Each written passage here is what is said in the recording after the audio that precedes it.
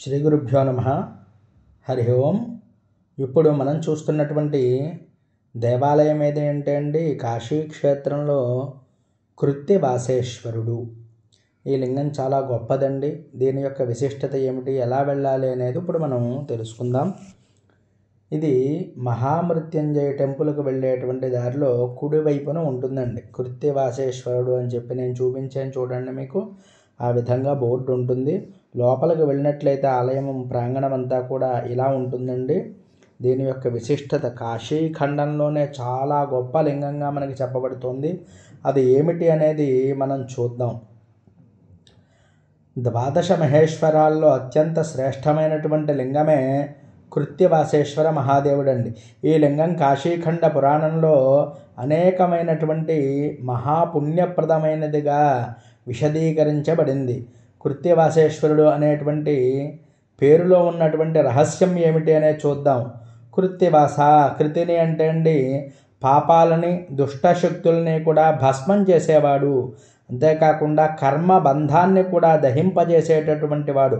భక్తుడు చేసినటువంటి చిన్న తప్పుకు ఎంత శిక్ష భరించలేనిదో, పెద్ద కర్మ ఫలితాలు కూడా మరింత కఠినమని పురాణాల్లో వ్యక్తమయ్యేటువంటి భావాల్ని శివుడు కరుణగా పరిష్కరిస్తూ ఉంటాడు.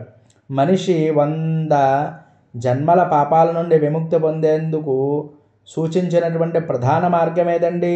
శివదర్శనం, లింగాభిషేకం, పంచాక్షరి జపం. ఈ తత్వాన్ని ప్రత్యక్షం చూపించేటువంటి లింగమే కృత్తివాసేశ్వరుడు అని చెప్పబడుతోంది. ఈ కృత్తివాసేశ్వర లింగానికి పుట్టుకకి కారణమైనటువంటి పురాణ వచనం కూడా ఉందండి. ఏమిటి ఆ కథ అనేది ఇప్పుడు మనం తెలుసుకుందాం.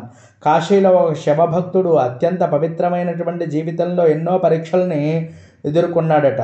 అతను పరమేశ్వరుణ్ణి ఇలా విన్నవించుకున్నాడు: ప్రభో, చిన్న తప్పుకు కూడా మా జీవితంలో ఎందుకు ఇంత భారం?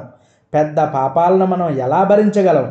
ఆ భక్తుడు ఆ ఆర్తి తన హృదయ స్పందన శివుడి యొక్క హృదయాన్ని కదిలించింది. అప్పుడు ఈ విధంగా కృత్తివాసేశ్వరుడు ప్రకటించాడు: నా ప్రసాదంతో కాశీలో ఒక లింగం ప్రతిష్ఠితం అవుతుంది. ఆ లింగాన్ని దర్శించే వారి యొక్క పాపాలు, అలాగే దుష్ట చింతనలు, పూర్వ కర్మలు అన్నీ కూడా కృతిగా భస్మమైపోతాయి. అదియే కృత్తివాసేశ్వర లింగం అని చెప్పి పిలువబడుతోంది. అంటే కృత్తివాసేశ్వర దర్శనం పొందిన వాడిపై గత జన్మలో చేసినటువంటి కర్మల ప్రభావం తగ్గి దుష్టశక్తులు తొలగిపోతాయి అని చెప్పి పౌరాణికంగా చెప్పబడుతోంది. కాశీలో కృత్తివాసేశ్వర యొక్క దివ్య స్థానం ఏమిటి అనేది చూద్దాం. కాశీలో పురాతనమైనటువంటి ఎన్నో గుళ్ళల్లో వరుసగా గంగా ప్రవాహ ప్రవేశానికి సమీప ప్రాంతంలో సనాతన కాలం నుండి కూడా ఈ లింగం ఆరాధింపబడుతోంది. శివుడి ప్రత్యక్ష రూపం, అలాగే గ్రహదోష నివారణ కేంద్రం, పూర్వ కర్మల విమోచన స్థానం, దుష్ట శాంతి సాధన క్షేత్రం, పాప పరిహారానికి ప్రథమ దర్శనీయం. కాశీ వచ్చిన ఋషులు, మునులు మొదలైనటువంటి సిద్ధులు కూడా ఈ లింగం వద్ద తప్పక ఆరాధన చేయవలసినదిగా సూచింపబడింది. కృత్తివాసేశ్వరుణ్ణి దర్శనం చేసుకోవడం వల్ల కాశీ ఖండం తెలిపినటువంటి ప్రయోజనాలు ఏమిటి చూద్దాం. ఈ లింగాన్ని దర్శనం చేసేవారికి పూర్వజన్మలో కర్మలన్నీ కూడా ఈ కృత్తివాసేశ్వర కరుణతో భస్మం అవుతాయి అని చెప్పి చెప్పబడుతోంది. కర్మ విముక్తి జరుగుతుందండి. జీవితంలో ఎదురైనటువంటి అరుదైనటువంటి అడ్డంకులు, అలాగే కుటుంబ సమస్యలు, విచిత్రమైనటువంటి దోషాలు కూడా తొలగిపోతాయి. అలాగే వాస్తు సమస్యలు, గృహ కలహాలు, శాంతిహీనత స్థితులు ఈ లింగాన్ని ఒక్కసారి దర్శనం చేసినా, పూజించినా తొలగిపోతాయి. కృత్తివాసేశ్వరుడు దుష్టశక్తులను నాశనం చేసేటువంటి తేజోమయ శక్తి, అలాగే అశుభ సూచక శక్తులు, దృష్టి దోషం, చెడు గ్రహ ప్రభావాలు కూడా తగ్గుతాయండి. పాప విమోచన జరిగినప్పుడు జీవాత్మ మోక్షాన్ని సిద్ధమవుతుంది. ఈ స్థానం ప్రత్యేకంగా మోక్షదాయక క్షేత్రంగా పేరుందండి. ముందుగా గంగా స్నానం చేసి పవిత్రంగా ఆరాధన ప్రారంభం చేసి బిల్వదళాలతో ఈ శివలింగంపై ఓం నమఃశివాయ అనేటువంటి మంత్రంతో మనం బిల్వదళాలను అర్చన చేస్తూ ఉండాలి. సోమవారం ఉపవాసం చేసి కృత్తివాసేశ్వరుని దర్శిస్తే కుటుంబంలో శాంతి, ఆర్థిక స్థిరత్వం కూడా లభిస్తుంది. పాప విమోచనం, శాంతి, ఆరోగ్యం, కర్మశుద్ధికి ఉత్తమమైనటువంటి పూజగా ఈ కృత్తివాసేశ్వర లింగం కోసం చెప్పబడుతోంది. కృత్తివాసేశ్వర మహాదేవుని విశిష్టమైనటువంటి ఒక గంభీరమైనటువంటి ఆధ్యాత్మిక సందేహం దాగి ఉంది. ఏమిటి అంటే, మనిషి చేసినటువంటి పాపాలన్నీ శివుడు మాత్రమే భస్మం చేయగలడు. దుష్ట చింతన, అంతర్లోకంలో చెడు గుణాలు శివ దర్శనంతోనే నశిస్తాయి. జీవాత్మ పాపరహితమై మోక్షానికి సిద్ధమవుతుంది. శివ కటాక్షం ఏమిటి అంటే, కర్మ బంధాన్ని మార్చగలిగినటువంటి శక్తి అండి.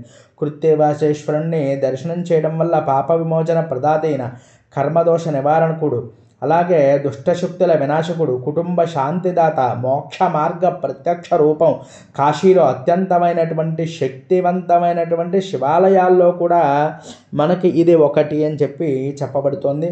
అటువంటి గొప్ప లింగం ఈ యొక్క కృత్తివాసేశ్వర లింగం అండి.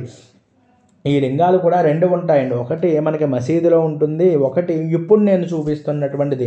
ఇది చాలా పెద్దదిగా ఉండడమే కాకుండానండి, మనం ఇక్కడ చాలా ప్రశాంతంగా ఉంటుందండి. వెళ్ళి చక్కగా మనం అభిషేకం అది కూడా చేసుకోవచ్చండి. మనం ఈ రోజైతే ఇక్కడ ఆరాధన చేసి స్వామిని దర్శనం చేసుకొని అభిషేకం కూడా చేసుకున్నాం. అందువల్ల మీ అందరూ కూడా వెళ్ళినప్పుడు ఈ యొక్క లింగం చాలామందికి తెలియక వెళ్ళటం లేదు. అందువల్ల ఇలాంటి లింగాలు అనేకమైనటువంటి కాశీ క్షేత్రంలో ఉన్నాయి. మనం కొన్ని వేల లింగాలు చూడలేకపోవచ్చు, లక్షల లింగాలు చూడలేకపోవచ్చు అండి వెళ్ళినప్పుడు. ఎందువల్ల అంటే, మన సమయాభావాన్ని బట్టి సాధారణంగా కాశీ వెళ్ళేటువంటి వారు 9 రోజులు కానీ 3 రోజులు కానీ వెళ్ళడానికి వెళ్తూ ఉంటారు ఉండడానికి. మరి అలాంటప్పుడైతే మనం ఎన్ని త్వరగా చూడగలుగుతామో అన్నీ కూడా చూడగలిగేటువంటి అవకాశం చాలామందికి తెలియక చూడటం లేదు. అందువల్ల ఇది కాలభైరవుడికి టెంపుల్లో చాలా దగ్గరలోనే ఉంటుందండి. కాలభైరవుడికి టెంపుల్కి వెళ్ళినప్పుడు ఈ లింగాన్ని ఖచ్చితంగా, అంటే మహామృత్యుంజయ టెంపుల్కి వెళ్ళేటువంటి దారిలో ఉంటుంది. ప్రతి ఒక్కరూ కూడా ఈ కృత్తివాసేశ్వరుని దర్శనం చేసుకోవాలి.